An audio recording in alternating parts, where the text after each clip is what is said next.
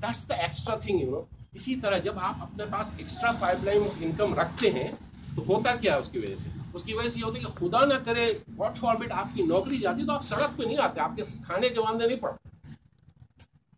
लेकिन जो लोग ये नहीं करते, मैंने उनको देखा है जो मैनेजर लेवल पे काम कर रहे हैं, उनकी नौकरी गई, मुश्किल से महीना सर्वाइव करते हैं, उनका चेहरा देख के पता चलता है यार हल्लाश हो गया, वरना रोटी नहीं है। हमारी गलती है, हम अपनी लाइफ को इस्तेमाल ही गलत तरीके से कर रहे हैं।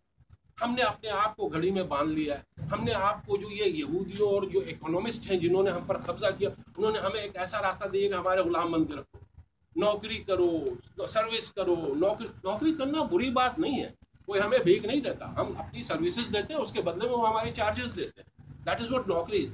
बट ये जो 9 to 5 का कॉन्सेप्ट है, उनके मर्जी पे चलना, अल्लाह ने इंसान को अपने विल पे बनाया है, उसको विल दिया है कि जो मर्जी करो, ये सही है ये गलत है, जाओ दुनिया में जो मर्जी करो, दिस इज योर लिमिटेशन।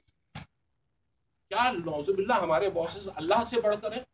हम उनके कहने पर 9 बजे ही जाएं और 5 बजे ही आए, आज ओवर टाइम करना जरूरी है, तनख्वाह कट जाएगी, मुझे ये टारगेट है, मुझे बिला वजह अंडर प्रेशर, बिला वजह अंडर प्रेशर। यार गो टू वर्क विद ऐसे एटमॉस्फेयर में काम कीजिए ना जहां मेंटली सुकून मिलता है। यार 1 महीना 30 दिन काम करने के बाद 50,000 रुपए चेक लेकर हंसते हैं, आप खुश होते हैं, आई कांट बिलीव इट। कैसे यार? आप उसको कैलकुलेट करें, आप पर डे ले क्या रहे हैं? 8 घंटे की नौकरी, 3-4 घंटा सड़क पे, मोटरसाइकिल पे, बसों पे धक्के खा रहे हैं, वहां पहुंच रहे हैं, लाख काम कर रहे हो, उसकी जुड़गी भी सुन रहे हैं। अगर बॉस बीवी से लड़के आया तो सारा गुस्सा ऑफिस में आके निकालता है, आपके ऊपर निकालता है। हमें सहना, चूंकि हमारा बॉस है, नौकरी निकल जाएगी। बॉस जब आते हैं, आप अस्सलाम वालेकुम सर, तो वो जवाब भी नहीं देते, इतना बड़ा फिरौन है, और लेकिन हमें उनके नीचे काम करना है। नहीं करना सर ऐसे।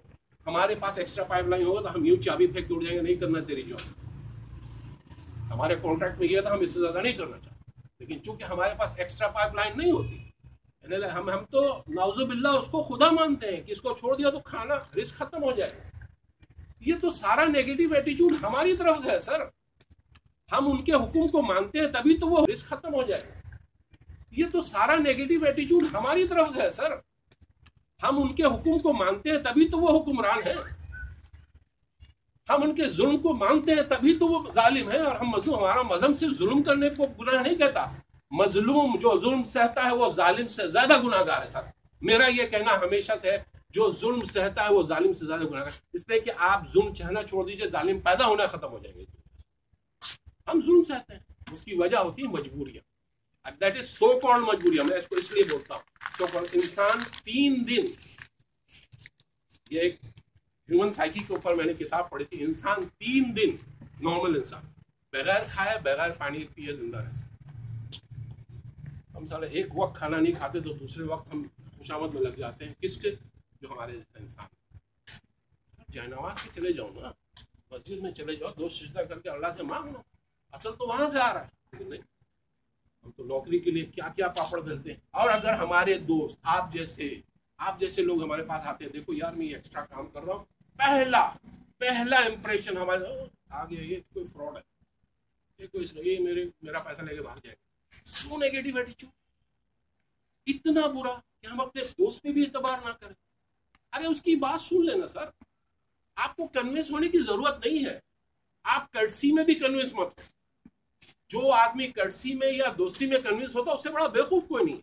उसकी बात सुने, एनालाइज करें। अल्लाह ने दिल दिया है, दिमाग दिया है, पढ़ाई दी है, कंप्यूटर, एवरीथिंग इज एनालाइज करके जी 15 दिन बाद बात करूं।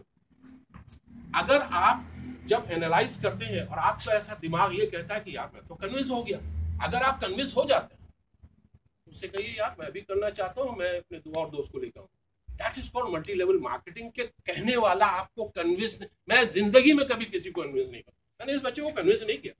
मैंने कहा यार ये मैं कर रहा हूं, ये देखो मैं तुमको भेज रहा हूं, पढ़ो। 15 दिन से मेरे पीछे, मदर भाई कब करना है, मदर भाई ज्वाइन कब? हमने नहीं, अभी नहीं। एम आई राइट? मैंने इससे बोला अभी नहीं, अभी और पढ़ो, पहले देखो। मेरे चक्कर में नहीं करना, उससे मैं बहुत बड़ा फ्रॉड हूं। तुम पहले कंफर्म हो जाओ, सर करना है, सर करना है, सर करना है, मदर भाई मदर पीछे आपसे बोला, मदर भाई वो बोल रहा है यार।